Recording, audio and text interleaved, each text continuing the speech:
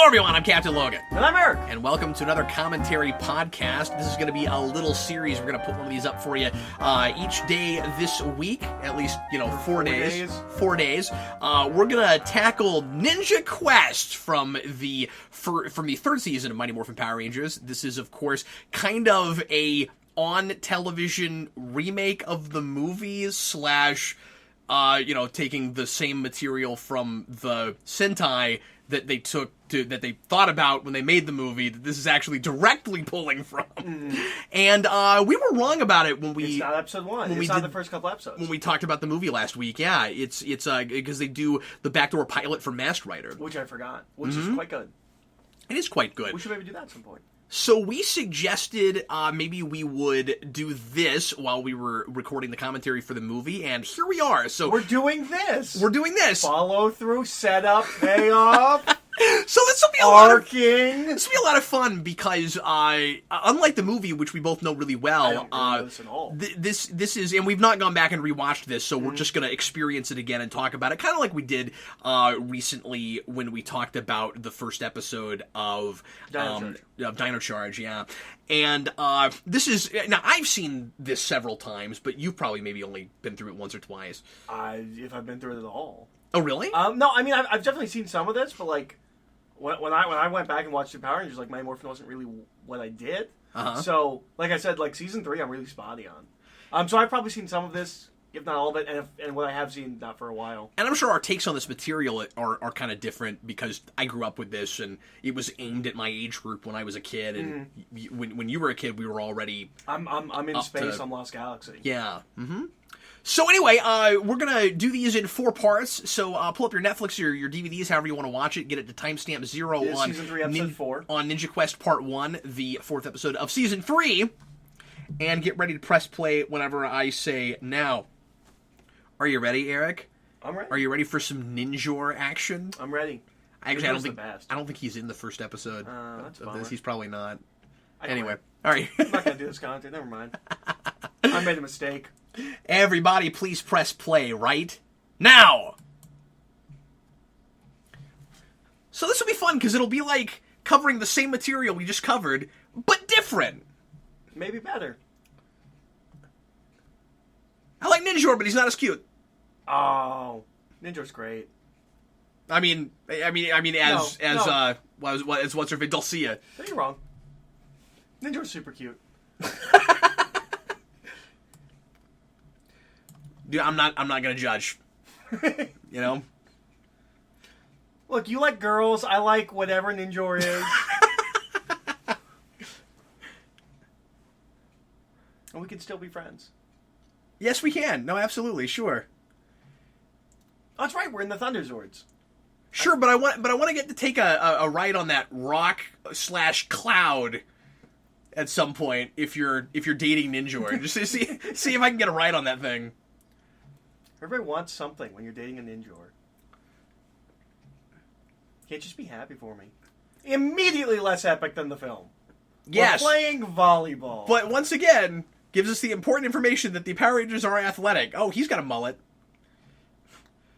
Although this is this part of this series and just the world right now. I mean, you just start pointing, and he has a mullet, and he has a mullet, and Ernie has a mullet. Speaking of cute, Kimberly looks good in her outfit. So this is a thing that, like, I don't know, as a kid watching Power Rangers, I was like, oh yeah, when you're a teenager, you do something every day. Every day there is a major event. It's not like that. Well, it depends on how involved you are.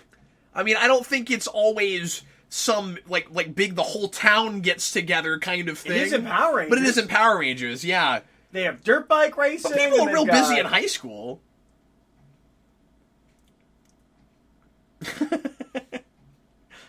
Sad, get your face out of the telescope. I remember when I was a kid, being really trepidatious about the marriage idea. I was like, ooh, I don't know if I want that. Especially because it was a mind control thing. And or because it was a love spell thing, and it was like, oh, Lord Zed's gonna kind of just be under her thumb and stuff, and that's not exactly what happens. He certainly gets sillier. They're crying in Shredder. Yeah, They're just the angry married couple. Yeah, and I like that at some point in the season, he finds out about it and decides he doesn't care. He's in love with her anyway. Mm. I love that. Surprised they did that. Oh, that's kind of fun. They're sort of not all wearing their colors, but there's still something on them that is their color. Yeah. You know, like Tommy's got a white headband and Adam has a black. Vasco. Yeah. Let's make it green screen and then see what we can put in there. Oh, here he comes. Here comes Is this Reno. Ivan Ooze? No, it's Reno Revolto. I love his design. Yep. I don't know if he's ours or if he's a villain from this season of the Sentai. I would imagine he's probably a villain from this season I feel of Sentai. like I know I've heard one or the other. I can't remember. Well, because sometimes we will take like a throwaway monster costume and we will make it a major monster costume. And then we'll rebuild it and just make our own footage with it. Yeah. Yeah, I don't think we really do anything with the kind of army aesthetic with him. Yeah. Not really. You know the episode I'm really familiar with from this season? What's that? The White Christmas episode.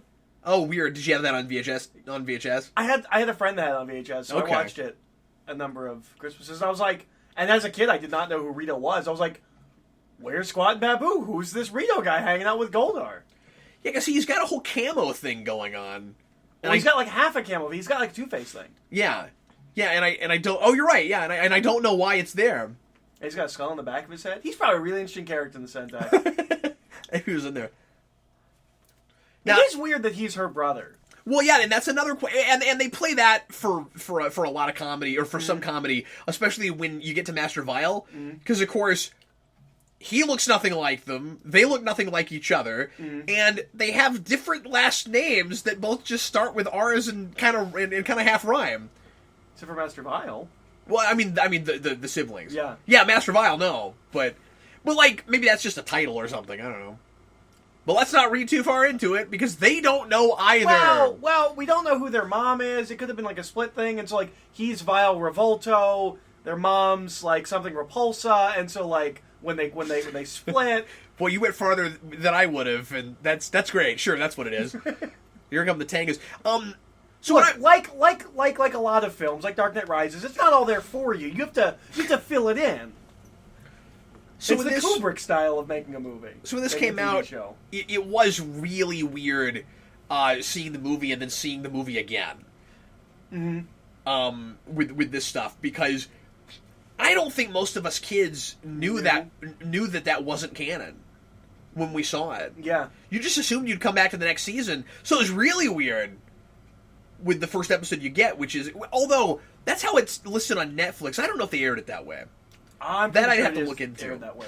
Okay. Because I've always heard the Master Rider thing as the season opener of Season 3. Okay. He's doing... What's a decoy? He's doing... What's his name? I don't know. I don't know what you're talking about. Beetlejuice. He's doing a Beetlejuice. I never thought of that. Maybe. I don't know if it's on purpose. I think maybe it sounds a little bit like that. Yeah, I don't know if that's intentional or not. That's interesting. He just punched the volleyball. Did you see him punch it? He didn't hit it. He punched it. I mean, that's called a spike. That's a thing you do. Not like this. He punched it. Oh, he punched it? Oh, I didn't even see that. Okay. Billy's gotten real muscular. Yeah. I mean, maybe he was always muscular. We just never saw him, So it's Angel Grove. They're playing against Stone Canyon. Are all of the towns in Power Rangers universe named after, like, styles of land? Well, and I can't remember. I think Stone Canyon comes up a lot. Or maybe it is just this, and I've seen this so many times, I remember that. Is like, next to them, like Pebble Field and, like, Demon Plains? Well, no, that's on some other planet that, like, Rita and Zed have been on. The Demon Plains? Yeah. I like to hang out. That sounds like a place Tommy would have to go on a vision quest. It's true. You know what doesn't exist in the real world? That television has lied to me my entire life? What's that? places for kids to hang out. Yeah. They don't exist. Well, there were more at this point of time, certainly. Well, and there's stuff like the Bronze in Buffy. I've always heard that like places like that in real life are real skeezy because like.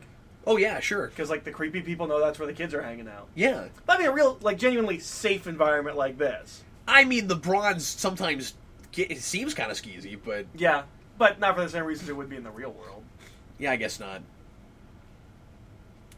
This is where we go. Well, we can't have Bulk and Skull just keep being the bullies all the time. We're kind of getting too old for that now. Which is we got to give them something else to do. They go through a whole character arc that like climaxes at the end of In Space. Yeah. Well, and honestly, they've already gotten away from the bully thing because in season 2, it's all trying to figure out who the Power Rangers are, which they just don't succeed at. So they just move on. Well, then they hang out with. I mean, in the movie, they're just kind of hanging out with the Rangers. Yeah, I don't know what they're doing on that plane. Especially because they don't want to go. Yeah, that guy's face is great. The guy in the red shirt. Yeah. Actually, I think that might have been Rocky. Now I feel somebody else did that. No, that was right. Everybody is overacting and looking like really stupid in that scene on purpose.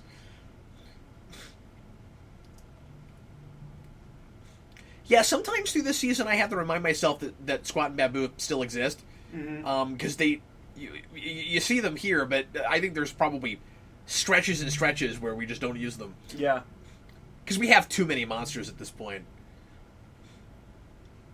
I mean, recurring sidekick bad guys.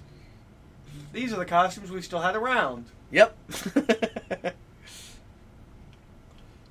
Ooh, I like that guy in the back.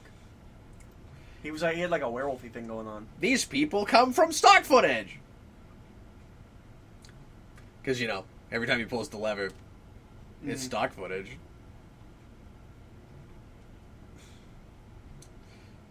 You think my basement would instantly be cooler with dry ice all the time? Yes. Yeah, I think so too. And a throne. Oh yeah. Well, I love the design of the Zed chair. I've always wanted one of those. It's really hard to mess up a throne. Like, have you ever seen a throne that you're like, it's not that impressive? No, I guess not. But like, there's some texture and detail on that thing. It's pretty cool.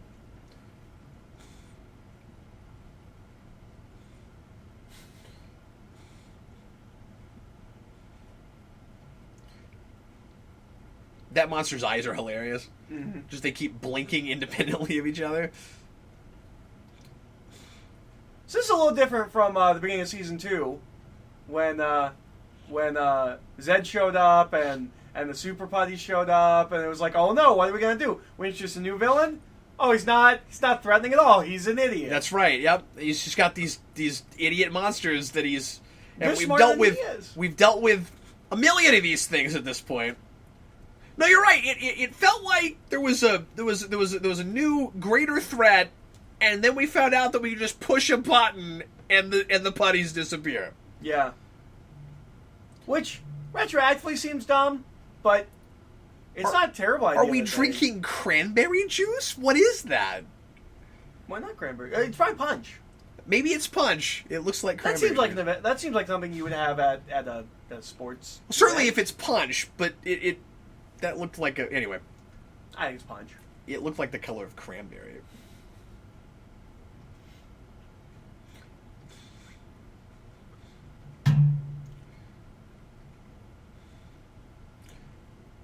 Why didn't you morph before? These are bad things. You could have morphed before you got there. I hate that Tiger Zord. It's the same issue I have with Dragon Zord. Yeah, right. Doesn't make sense. And yeah, you said it's a syllables thing, but Saber-Tooth Tiger is a lot more syllables. They're not they're not concerned about them being uniform. Well, not uniform, but just it's less than any of the rest of them. Yeah. Yeah. No, I think it is a syllable thing, but I like this better than what they do later, which is just White Ranger power, Red Ranger power, Black Ranger power. Yeah. Well, because it's now about them. They're not drawing off the powers of the. They've learned their lesson, or so they've learned their lesson. What do you mean? That the power's within them. Oh, is that what it is? Well, that instantly makes this better than the movie. Yeah. Just instantly. Sure. I'm assuming they go through the same arc that they did in the movie. Arc, I say with air quotes. So one of these is wrong, and I think it's the Pink Ranger one. You're wrong in what way? Or maybe it's the Ninja Zords. One of them is actually a white Zord for a White Ranger. And we just said it was pink because there was like a dash of pink, and we were still using the Mighty Morphin. Oh, that makes sense. I think it's... There's no way it's that. It's the... It does look like we've shot our own Zord calling choreography, finally. I mean, we never shoot Zord stuff, I don't think. No, I don't mean Zord stuff. I mean calling the Zords. The choreography for that. Yeah. I'm so happy to be running! We never give this song any credit. It's not as good as it's the always Green Ranger song. I think it's just as good. We Really? always we're always all on about Go Green Ranger. I like because it's great. I like the White Tiger song. I think it's cool. I've never gotten to hear it in its entirety if there was more of it. Because that's not one that Wasserman's been able to put on a record. Because he knows it's inferior, and it'll be judged to the... No, there's actually a thing about that. Oh, is there? Yeah, he for whatever reason, when he cut his remaster album, where he re-recorded everything, he told us at Morphicon that he wasn't sure he could sing like that anymore, and that whole project hinged on whether or not he could sing like that. He was like, "Oh, I still got it," and then he did it. He was not allowed to record anything that, if memory serves, he said he couldn't record anything that hadn't already been released to the public on CD before. Weird. And I'm not sure why. They couldn't go back to anything that was just in the show. That's weird. And I guess White Tiger was probably one of those. Unless he just didn't want to do that one. That's possible. So I like, especially because of where it went, I like the double villain thing, and that one villain's not more important than the other villain. I mean, Zed acts like he's in charge, but of course there's a love potion, so not really. And I always liked crossing the staffs, but you don't... That's overkill, because both of those staffs do that thing. You should make them grow super big. Yeah. Except she doesn't have to throw hers anymore. She used to have to chuck it. Yeah. And it would land... Because that's how gravity works. Like it lands... It goes through space! It breaks a fault line. Right, breaks the fault line.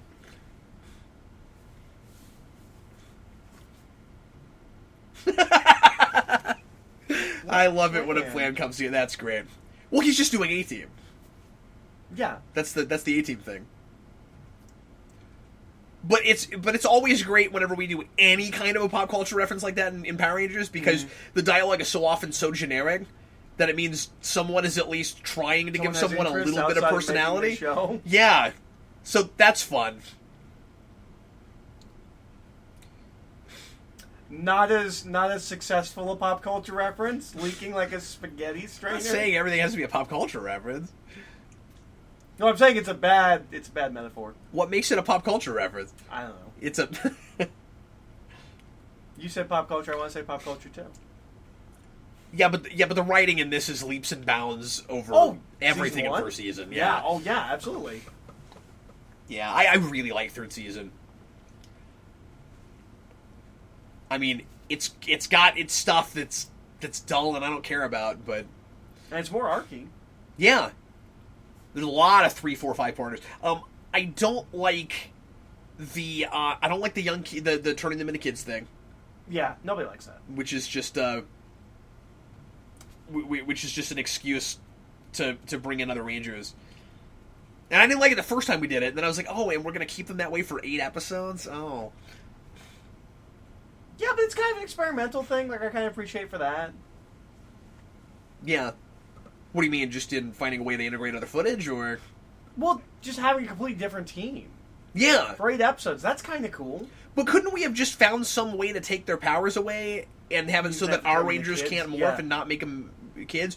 Because it's not like we do that to give the Aquatarian Rangers a bunch more screen time, because the kids are still all over it. Yeah. I will say the kid they got to play Tommy looks like him. And he was probably the best of those actors, but... He wasn't great.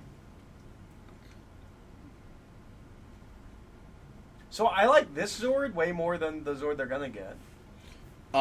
This Megazord? Yeah. Oh, and it does that thing where they show us the new Megazord in the opening. Oh, was it in there? I think it was. I think maybe that was the Ninja Megazord. We'll see in the next one because it's probably the same intro. But I love it when they fall out of the Zord. I don't think they showed us Thunder. We probably had this conversation before. Yeah, I was like when they fall out too. Yeah. And you never see the opening. They always just fall. Yeah, They just jump out of it. What is your favorite Megazord of that era? Oh, it's Mighty Morphin. Mighty Morphin is my favorite Megazord, period. But I don't know if that's nostalgia, but I mean Dino or... Yeah, the original. The original, okay. And that's my favorite of all of... See, I think I like Thunder better. Really? Yeah, I always have. But I think it's probably just the nostalgia of that was the first one I saw. Because I come in late. Power Rangers was already on for a season and a half before I ever saw it. Well, and I have tapes of old Power Rangers, but it's all season 1 stuff. I had the Green Ranger saga on tape. In fact, that's cool. That is cool. The head comes off. I think they actually destroyed this. They're falling apart completely. This is really cool. Yeah. And way more epic than what they did in the movie. We don't even see the Zords. Right. This is way cooler. No, as far as I know, they still have them. I mean, maybe I asked that question when we did that commentary, but I'm like, why couldn't they just power those? Yeah. I like how Billy's holding Kimberly back. Like, what's she gonna do? She gonna run out and save the Zords? Well, she might try to and then get blown up. Oh, that's what he's protecting her from, getting blown up. Well, sure, but like, what would she do? They're big machines falling apart. What would she do? She would use her powers. Acting. This was a big deal. Oh no, that's when it was on, and I mean, yeah, we knew where it was all going because we saw the movie, but that's so much more epic than what we did in the movie. Yeah, but you were saying about the Zords. Just that. Like I said, the Thunder Megazord was the first one I saw, and I think the first episode I saw might have been when we lost the Dinozords. I think that might have been the first thing I saw. So, like, Power Rangers instantly feels like a way more epic thing than it was. Yeah, because of that whole thing. Like, I'm a guy that I like to think is better than nostalgia a lot of times. So yeah, I don't want to say that like I like the first one because of nostalgia, but I don't know, in my brain, I think that's the best design. I think it's the best face any Zord has ever had. Yeah, Megazord has ever had. No, I agree with that, certainly. Yeah, and I'm saying I'm not being objective about this. I don't know, honestly. But I do really like that Thunder Megazord design. It's kind of bulky, but it doesn't go Shogun bulky. No, it doesn't go that far. Yeah. Where, like, you can cook a steak in the time it takes for it to pull its sword out. But, I mean, like, it's my favorite of the early Mighty Morphin before Ninja, because the Ninja Megazord is my favorite Megazord. And a lot of people don't like it, but I love the Ninja Megazord. The one that they're about to get? Oh, yeah. You don't like that Megazord? No, it doesn't have a face. We've had this discussion a thousand times. That's right. Yeah, I don't have a problem with the whole not having a face thing. Maybe it has more of a face in the... Yeah, I thought you were just talking about with the movie. Maybe it has more of a face in this. I'll see. I don't know. I always like this one a lot. Yeah. I don't know. I really like... I like that it's smaller and scrappy, and it can, like, kind of bounce around, and I don't know. Because that's how you see yourself? No, because... Small and scrappy? No, I think it's cool because it's more like a ninja. Mm-hmm. I mean, I'm not saying it's actually ninja-y, but it's just, anyway. Well, we will see you again tomorrow, folks, with the second part of Ninja Quest. And in the meantime, I'm Captain Logan. I'm Eric. Thanks for watching.